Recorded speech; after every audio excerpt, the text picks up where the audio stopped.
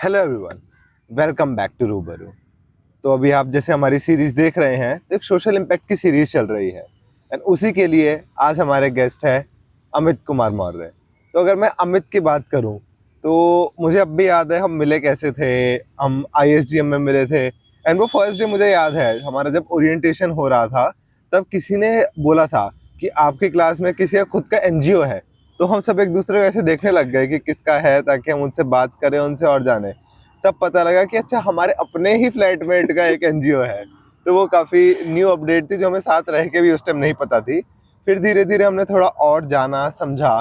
तो आज हम अमित से बात करने वाले हैं उनके अपने एक्सपीरियंसेस के बारे में, बीट सोशल सेक्टर और वो क्या प्लान कर रहे हैं, क्या प्लान कर चुके हैं। तो उसके अराउंड हमारी स्टोरी चलेगी। अभी हमारी ये इम्प्रॉम्प्टू कन्वर्सेशन हो रही है जैसे हमारी बाकी पॉडकास्ट में होते हैं।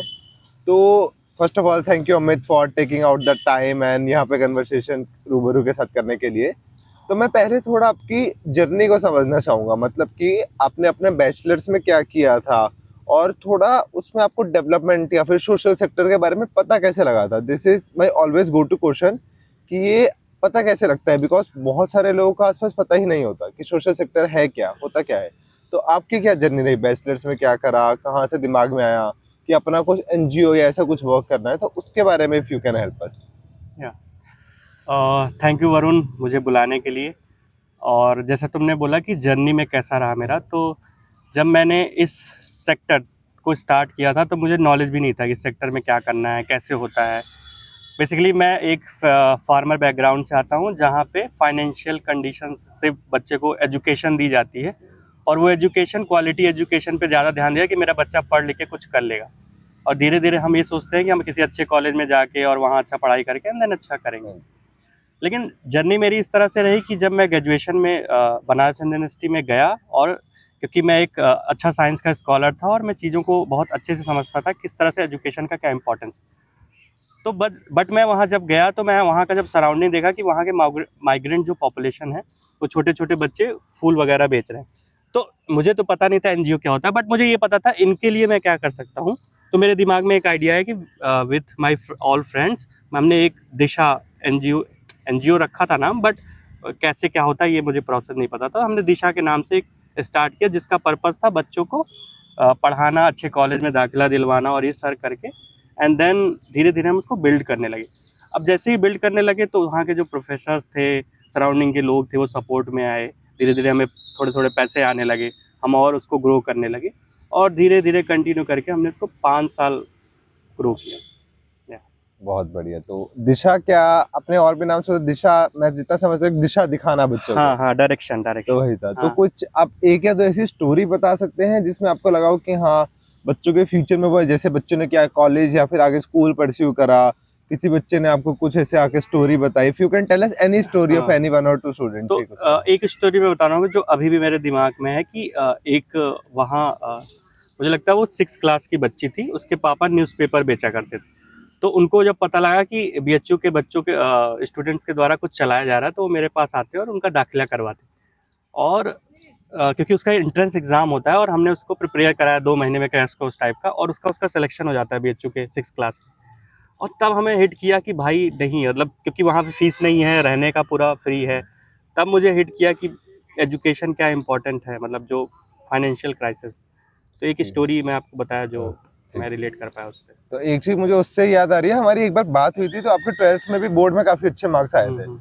तो आपने या घर वालों ने कभी ऐसा ये नहीं सोचा कि आपको भी इंजीनियरिंग या कुछ ऐसा कोर्स कराया जहाँ पे थोड़े ज्यादा अच्छे इजीली पैसे बन जाते हैं? तो हम्म। ऐसा कभी दिमाग में आया या कैसे वो रहा फिर इस? दरअसल हमारे यहाँ शिक्षा का बहुत अभाव रहा कि हमारे पापा पढ़ नहीं पाए उतना सारी चीज़ें। तो वो कभी नहीं चाहते थे कि वो प्रेशर में कुछ बनाए। हालांकि वो चाहते थे मैं पुलिस में जाऊं, बट मैं नहीं चाहता था कि मैं पुलिस में जाऊं। तो उन्होंने कभी भी इस बारे में कोई वो नहीं किया कि तुम्हें ये करना है, तुम्हें वो करना है। उनका ये था आप जो करो, बट हाँ जो करो दिल से करो। ये वाला पर्पस था उनका। ये बहुत अच्छी बात होती है कहीं ना कहीं, मुझे हाँ ऐसा हाँ लगता है, हाँ। क्योंकि जब मैं भी करियर काउंसलिंग करता हूँ बच्चों की, हम्म तो अधिकतर बच्चों के माइंडसेट में होता है कि हमें अच्छे पैसे जल्दी कमाने हैं। हम्म तो उसमें क्या होता है, कई बार घर वालों का भी दबाव होता है कि वो देखते हैं आसपास कोई सीए बन रहा है, कोई इंजीनियर बन रहा है, कोई डॉक्टर, तो वो कहते हैं कि शायद यही लाइन ही अच्छी है। उस हम्म। चक्कर में बच्चे बाकी लाइन एक्सप्लोर ही नहीं कर पाते। तो ये एक बहुत बड़ा लैक मुझे लगता है कि हमारे अभी तक इस सिस्टम में अभी भी है कि हम बच्चों को एक अपॉर्चुनिटीज ही नहीं बता पाते कि आपके पास ये सारी अपॉर्चुनिटीज है, तो बच्चा वो नहीं कर पाता। तो उसके बाद आपको फिर आईएसडीएम के बारे में कैसे पता लगा, और जब आपका वो एनजीओ चल रहा था, वो उसमें आप थे, तो आपने फिर क्यों डिसाइड करा कि आपको आईएसडीएम आना है या कुछ और अपॉर्चुनिटीज देखनी है, ऐसा क्या था? हाँ, तो बेसिकली जब मैं बीएचयू में था तो वहाँ मेरा जियोलॉजी ऑनर्स था, साइंस बैकग्राउंड एकदम क्लियर था। बट मुझे लगा कि मेरा इसमें इंटरेस्ट है ही नहीं, मुझे तो बच्चों को पढ़ाने और ये सब कुछ, और मुझे पता भी नहीं था सेक्टर कुछ। तो मैं एक्सप्लोर किया क्या क्या कोर्सेज होते हैं और क्या क्या, तो मुझे पता लगा मास्टर्स होता है सोशल वर्क में। तो मैंने फिर मास्टर्स किया वहाँ कहाँ से किया था बीएचयू से ही। तो 2 साल का जब मास्टर्स किया तो उसके बाद वहाँ मुझे एक प्रोफेसर मिले, उन्होंने बोला कि तुम फेलोशिप वगैरह ट्राई कर सकते हो जो तुम्हें एक्सप्लोर करेगा इस सेक्टर को। और पैरेलली मैं फिर बहुत एक्सप्लोर देख रहा था कि और क्या क्या कोई मैनेजमेंट कोर्स है, क्योंकि बहुत इंपॉर्टेंस रोल है मैनेजमेंट का एनजीओज में। तो फिर मैं जब एक्सप्लोर करने लगा तो मुझे पता लगा बहुत सारे कॉलेजेस हैं जो ऐसा प्रोवाइड करते, तो आईएसडीएम फिर मुझे मिला, एंड देन फिर मैंने आईएसडीएम को सेलेक्ट किया उसके बाद। तो जब हम आईएसडीएम की बात कर ही रहे हैं, तो उसमें आपको क्या ऐसा लगा? आपने जैसे मास्टर्स भी करी सोशल वर्क में, तो अगर आप उस पर थोड़ा टच पॉइंट कर दे कि वो मास्टर्स सोशल वर्क में और यहाँ पे आईएसडीएम का जो प्रोग्राम था, उसमें आपको कितना डिफरेंस लगा, कि क्या अलग है या फिर किस तरीके से आपके लिए वो हेल्पफुल रहा दोनों के कंपैरिजन में? सो बेसिकली अगर इन टर्म ऑफ देखोगे कि जो उनका करिकुलम है, जैसे हम मास्टर्स में बहुत सारी थियोरेटिकल चीज़ें पढ़े थे, थ्योरीज पढ़े थे, इंटरवेंशंस वगैरह पढ़े थे, बट जो प्रैक्टिकल वाला एस्पेक्ट था, और कहीं ना कहीं यही मुझे लैग कर रहा था कि मेरे पास वो वाला पार्ट अभी मिसिंग है, क्योंकि एक्सपीरियंस तो था ही नहीं उतना करने का।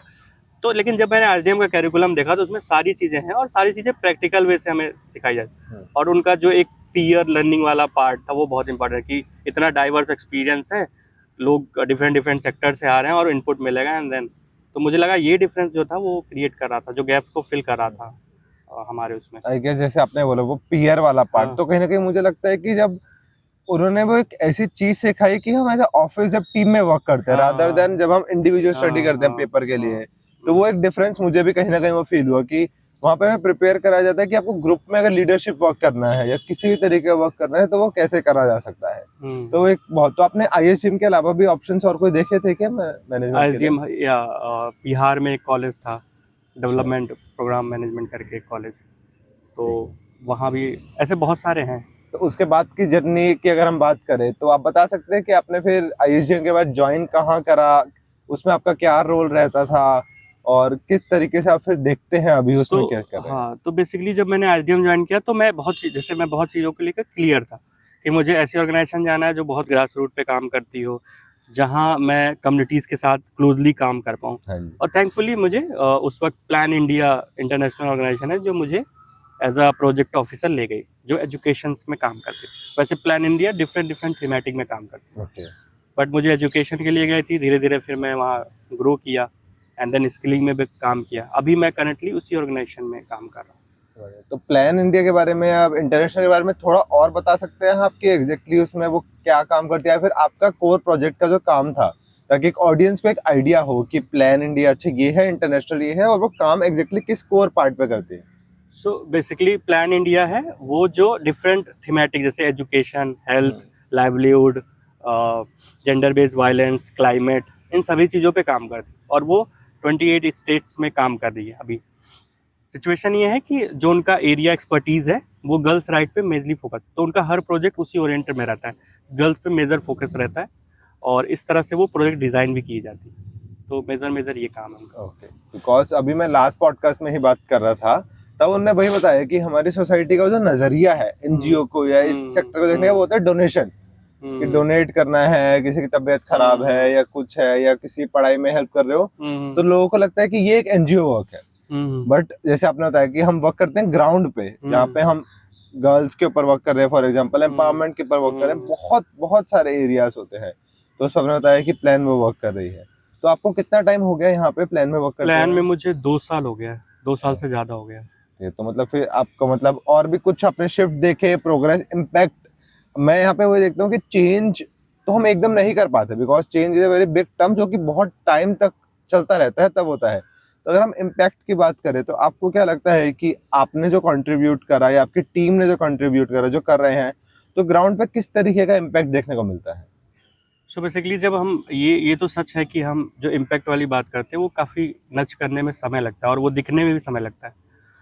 बट अगर हम जो हमारा अप्रोच है, जिस वे से हम काम कर रहे हैं, अगर उसको थोड़ा सा, क्योंकि अब चीज़ें बहुत एडवांस हो रही हैं हर चीज़ों में, टेक्निकल टर्म में एडवांस हो रहा है, बहुत सारी एनजीओज आ रही हैं जो टेक्नोलॉजी का यूज़ कर रही हैं चीज़ों को करने के लिए, एक्सपर्टीज़ ज़्यादा बढ़ रही है लोग। तो अगर तुम सोचो कि हम जैसे जब यंग यूथ आते हैं ऑर्गेनाइजेशंस में, तो वो जो टेक्निकल वाला पार्ट है वो लेकर आते हैं साथ में, तो जो वो अप्रोच डालते हैं उसमें मैनेजमेंट पार्ट में कि ऐसे होना चाहिए वैसे, तो मुझे लगता है कि रादर देन जो नॉर्मल हमारा काम है कि इस तरह करना है, उसको थोड़ा सा टेक्निकल वे में जाके जब हम ग्राउंड पे काम करते हैं तब हमें समझ में आता है कि हाँ आउटकम आ रहा है। फॉर एग्जाम्पल, अगर हम सक्षम एक प्रोग्राम है हमारा जिसमें हम बच्चों को ट्रेनिंग देते हैं, लेकिन क्या वो ट्रेनिंग को हम और एडवांस कर सकते हैं, क्या हम एआई ला सकते हैं? तो वो मैंने लाया और लाकर उसको मैंने सक्सेसफुल भी किया और वो इम्प्लीमेंट भी हुआ और बच्चे उसको अच्छे से यूज़ कर रहे हैं, जॉब में यूज़ कर रहे हैं, अपने पढ़ाई में यूज़ कर रहे हैं ना, समझ रहे हैं? तो समय लगता है बट हाँ।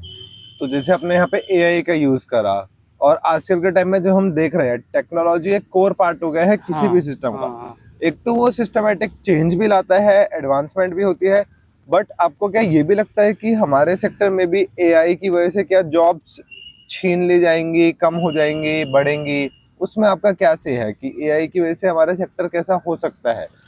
तो मुझे लगता है ये हर उसके हमारे सेक्टर में नहीं, हर सेक्टर में बात हो रही है कि एआई आएगा, मैनेजमेंट मतलब जो बीच वाली साइकिल है वो चली जाएगी, मैनेजमेंट पार्ट अपर रहेगा और ग्राउंड रहेगा।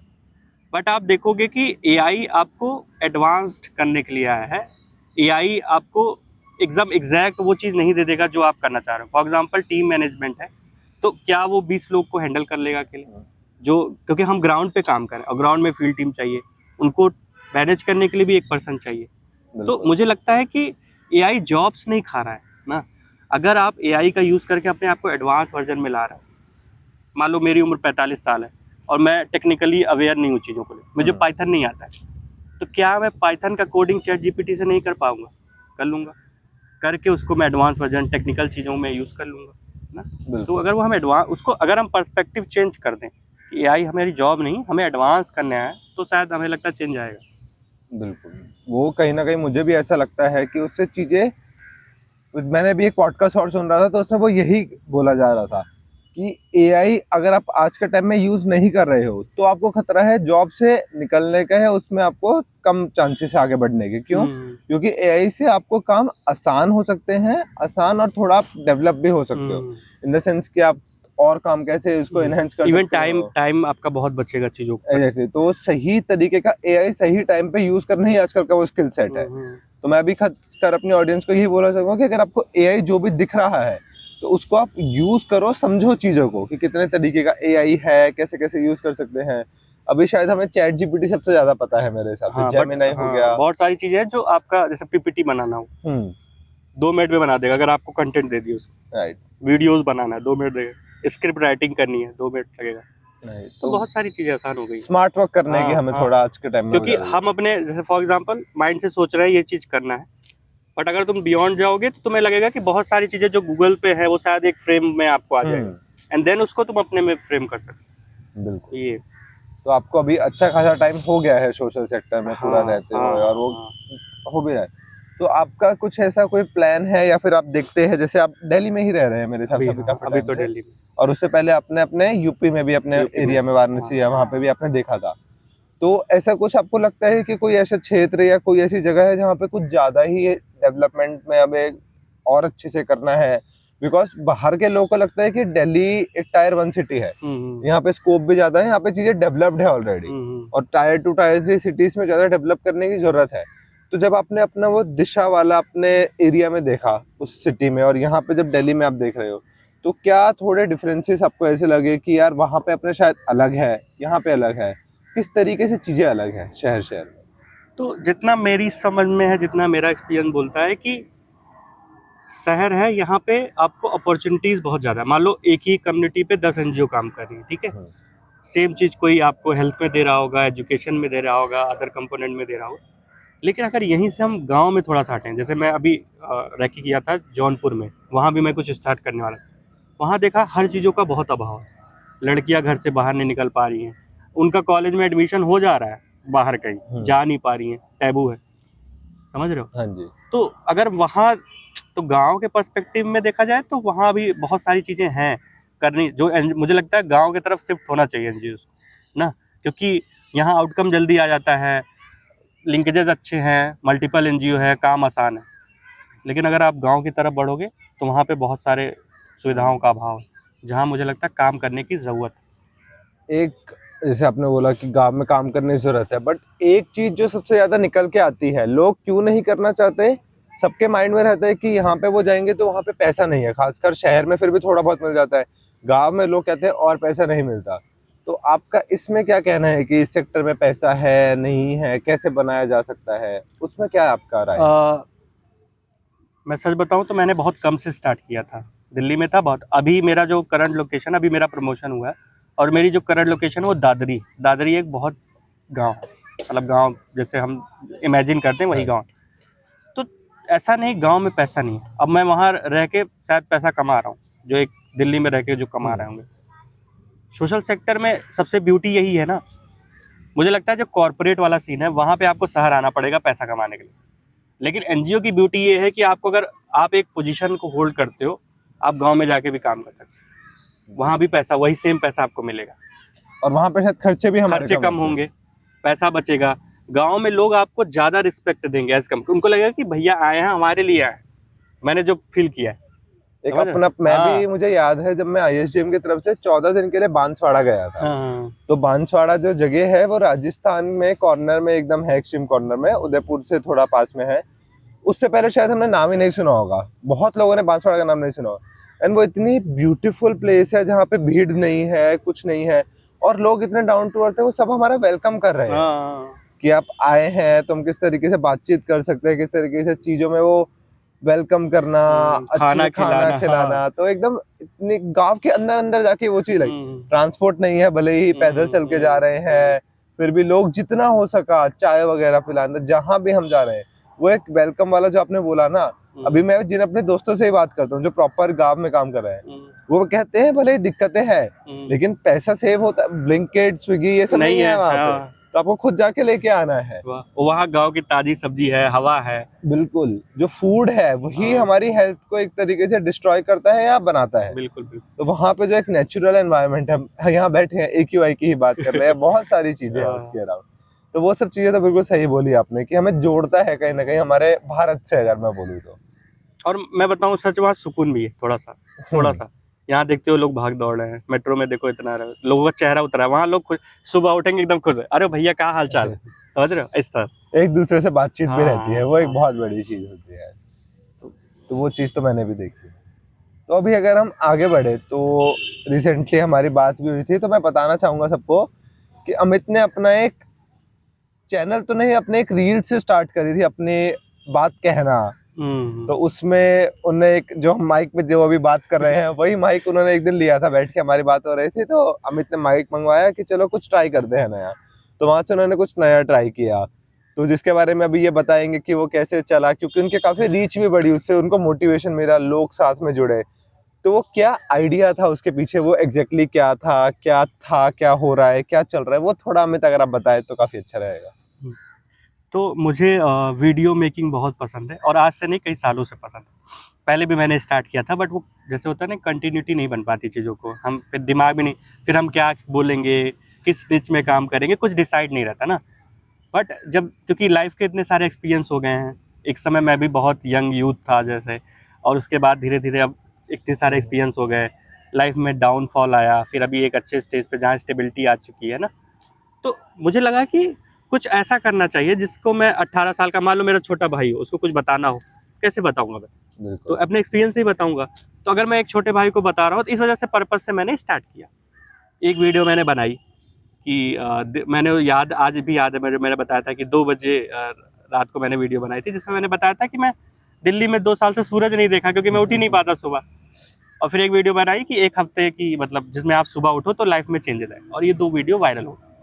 अब ये वीडियो वायरल होने के बाद फिर मोटिवेशन मेरा बढ़ गया, फिर धीरे धीरे मैंने वीडियो बनाने लगा, और फिर उस पर रीच आने लगी, लोग बात करने लगे, मैसेज करने लगे। वायरल से आपका मतलब क्या है, कितने व्यूज है, कितने आपके, वो क्या इम्पैक्ट रहा था उससे? अगर वायरल से बोलूँ तो पिछले 1 महीने के अंदर 20 लाख लोगों ने देखा था व्यूज मेरा। Power of social media. हाँ, पावर ऑफ फोटोग्राफी। तो वो कंटिन्यू अभी मैंने किया, और इवन मैंने यूट्यूब भी पहले स्टार्ट किया है, तो दोनों पे चल रहा है। बहुत सही। तो इसका आपने एक नाम भी दिया है कुछ, या फिर आगे कुछ आप करना चाहते हो इससे रिलेटेड, वो भी है जो आपने शायद लोगों से बात करके कुछ आपको प्रॉब्लम्स पता लगी थी हाँ। कि सोसाइटी में क्या है, तो आपको क्या लगता है एक जो प्रॉब्लम पे आप वर्क करना चाहोगे, अपॉर्चुनिटी मिले तो क्या रहेगा? सो वैसे तो इस चैनल का नाम जो मैंने इंस्टा है मेरा, वो क्या दिक्कत है, क्योंकि मैं हर बात पे बोलता था क्या दिक्कत है, कोई कुछ भी बोले मैं बोला क्या दिक्कत है, तो वो नाम पड़ गया क्या दिक्कत। बहुत सही। लेकिन अभी जब मैंने, तो मेरे दिमाग में ऐसा कोई आइडिया नहीं था मुझे कुछ करना है, ठीक है, मेरा बस पर्पस था वीडियो बनाना। लेकिन जब इतने लोगों से मैंने बात की, कॉल पे बात की, इवन जूम से भी बात की, तो ये समझ में आया कि जो ये 18 से लेके, 18 से पहले वाला भी है, लेकिन मैं मेजरली अभी 17-18 लेके चल रहा हूँ। 18 से लेके जो 30 साल वाला एज गैप है ना, यहाँ पे बहुत सारे एंजाइटी, स्ट्रेस, ये सब बहुत ज़्यादा है। और मुझे लगता है ये वाला जो मूवमेंट होता है ना, इसको जिया जाना चाहिए लाइफ का, क्योंकि यही याद रहता है भाई। इसी में दोस्त बनेंगे, इसी में आपका रिलेशनशिप बिल्ड होगा, इसी में आपकी शादी होगी, और सोचो इसी को अगर आप ख़राब कर दिए तो कुछ बचा क्या, है ना। तो मेरे दिमाग में फिर आइडिया आया कि जो इस एज ग्रुप के, और एक आइडिया और आया कि जनरली कभी कभी क्या होता है ना, जब हमारा बहुत डाउनफॉल हो ना, तो हमें कोई मिलता नहीं है। इवन हम बहुत सारी चीज़ें अपने माँ बाप को नहीं बता सकते, दोस्त को नहीं बता सकते, बस लगता है कोई मिल जाए जिसको हम बता दें और मेरा सब कुछ थोड़ा सा सही हो जाए, या कोई होप मिल जाए, ऐसा समझो। तो मैं सोचा कि क्यों ना हम होप बने, मतलब लोगों से बातें करें। अगर मेरे बात करने से लोगों को थोड़ा सा अच्छा फील हो रहा है, उनको लग रहा है कि एक स्टेप वो आगे बढ़ सकते हैं, तो मैं क्यों ना बात करूं भाई। बिल्कुल सही। तो फिर मेरे दिमाग में वो आइडिया है। बहुत। तो अभी वो आइडिया के ऊपर कैसे वर्क चल रहा है, या रील्स वगैरह का आपका, दोनों चीजें कैसे कैसे चल रही है? तो एक प्लेटफॉर्म है जिसमें मैंने अपनी पर्सनल ब्रांडिंग कर रहा हूँ, मतलब अमित है जो बिल्ड कर रहा है। क्या दिक्कत है? क्या दिक्कत, वो बिल्ड होता रहेगा पहले हाँ जी। Social platform. लेकिन जो दूसरी तरफ पहले जो मैं बिल्ड कर रहा हूँ वो तथास्तु है, उसका नाम तथास्तु है। बहुत। और उसका तथास्तु का मतलब होता है, फॉर एग्जांपल अगर आप जनरली देखते होगे सीरीज वगैरह, तो उसमें जब भगवान जब आते हैं, हाँ, आशीर्वाद देते हैं कि तथास्तु तुम्हें ये प्राप्त हो, और एक नई लाइफ आपकी जर्नी स्टार्ट होती है। जाकिर खान के वो लाइन याद आ रही है। हाँ, तो वहां से मेरे को आइडिया है। तो इसका तथास्तु का मतलब है कि एक नई लाइफ जर्नी, ठीक है। बिल्कुल।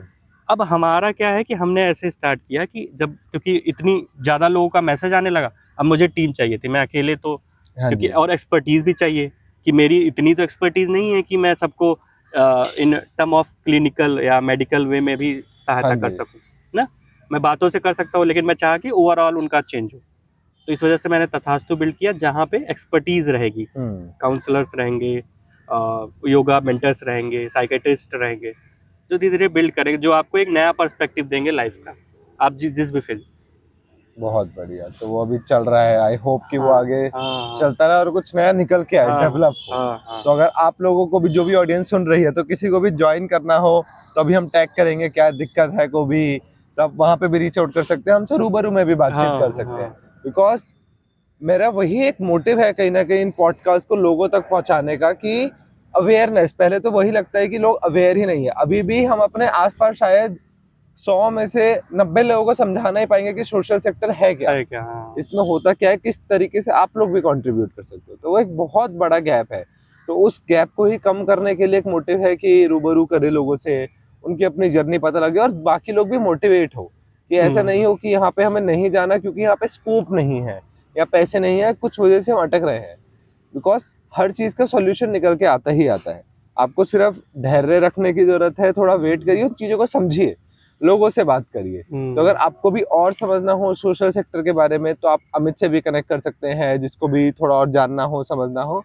तो अभी ये जर्नी हमारी इस चीज के लिए ही है, एक दूसरे समझने के लिए, देखने के लिए। अभी मैं आपसे ये भी नहीं पूछूंगा कि आपका 5 साल बाद आप कैसे देखते हैं। मैं सिर्फ अमित आपसे अब लास्ट में यही पूछना चाहूंगा कि आप अपना 1 महीना या अगले 3 महीने आप किस तरीके से देख रहे हैं अपने काम को आगे बढ़ते हुए, या क्या आप बदलाव लाना चाहते हैं अभी कुछ टाइम? एक चीज़ मैं इसमें और ऐड करना चाहूँगा, जब आप अपना काम करते हो ना, तो आप पहले ही बहुत सारी चीज़ कर रहे हो, वो बहुत अच्छी चीज़ है, लेकिन जो आप काम कर रहे हो ना, उसको भी दिल से करो। क्योंकि अगर उसको तुम दिल से नहीं किया, क्योंकि मैक्सिमम टाइम वहाँ दे रहे हो 9 से 5, अगर तुम वहाँ दिल नहीं दिए तो तुम यकीन मानो जो तुम्हारा साइड वाला है ना, वो भी तुम दिल नहीं दे पाओगे। बिल्कुल। तो तुम एक बार जो काम करते हो ना, कैसी भी जॉब हो, अच्छे से करो। अपने सीनियर से सीखो जो भी है, लेकिन जो सराउंडिंग वाला फिर पार्ट सेकंड में रखना, सराउंडिंग वाला जो पार्ट है उसमें आप थोड़ा थोड़ा कंट्रीब्यूट करो अपने टाइम को, कि सुबह का समय दे दिए, शाम का समय दे दिए, मैक्सिमम यूटिलाइज करो 24 घंटा। अभी तो यूथ हो तो मुझे लगता है हाँ 24 घंटा बहुत है आपके लिए ना, उसको यूज़ करो। और जैसे मैं अपने आप को देखता हूँ तो कंटेंट क्रिएशन जर्नी पहले लिए चली रही है, उसको और अच्छा बिल्ड करूँ और लोगों से कनेक्ट कर पाऊँ, लोगों की प्रॉब्लम शायद मैं अपने अकॉर्डिंग सॉल्व कर पाऊँ। और जो मेरा तथास्तु है उसमें मैं टीम बिल्डिंग का काम कर रहा हूँ अभी, और उस पर भी हमारा मॉड्यूल वगैरह डिज़ाइनिंग चल रहा है, तो वो सारा चीज़ मैं 3 महीने में बिल्ड करूँगा। तो ये सारा अभी पर्पज़ है शॉर्ट पर। काफी अच्छा लगा सुन के, समझ के कि आप नए नए आइडियाज के ऊपर वर्क कर रहे हैं। हाँ हाँ तो वो चीज का अभी हम लिस्ट ले भी सकते हैं और चीजें समझ भी सकते हैं करने के लिए। हाँ तो पहले तो I wish you all the best for your तथास्तु। आप एक न्यू जर्नी के ऊपर जा रहे हैं, नई चीजें सीख रहे हैं, समझ हाँ, लीजिए। हमारी ऑडियंस भी आपके साथ है, काफी लोगों को देखा है वो आपके साथ जुड़ भी रहे हैं। हाँ, तो मोस्ट प्रोबेबली आई होप कि हम अपने नेक्स्ट पॉडकास्ट में जब तथास्तु एक स्टेबल हो जाए या कुछ भी आगे स्टेबिलिटी वो रहे, फिर हम उसके बारे में और बात करके आगे भी गाइड करें। तो thank you so much for joining today, Amit. Thank you. And thank you so much, audience, for listening to this रूबरू podcast. फिर मिलेंगे अगले पॉडकास्ट में, तब तक के लिए अलविदा। फिर मिलेंगे चलते चलते। Thank you.